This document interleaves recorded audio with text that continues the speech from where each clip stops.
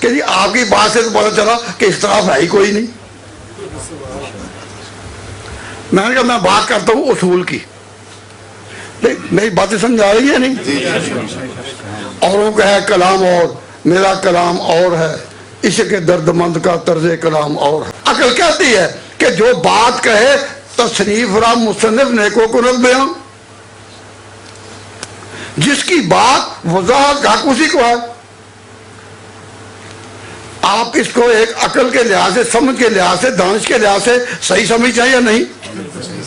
اب اس زمانے میں مسلمانوں میں اختلاف پھیلانے کے لیے ایک اور تھیوری ہے اس کے مقابلے میں، اسٹیٹمنٹ اگینسٹ اسٹیٹمنٹ.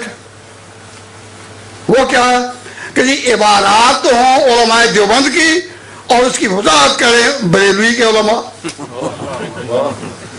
یہ باتیں تو ہیں علماء دیوبند کی اور تشریح اس کی اور مطالب بیان کرتے ہیں بریلوی علماء. جب انسانی ذہن اس طرح سے گراوٹ میں آ چکا ہو، ہم تو یہی سنتے آ رہے تھے تصنیف را مصنف نیکو کنت بیان، کہ جس کی بات تشریح بھی اسی کی. تو میں عرض کرتا ہوں، تو کسی نے مجھے کہا کہ جی آپ کی بات سے تو پتہ چلا کہ اختلاف ہے ہی کوئی نہیں.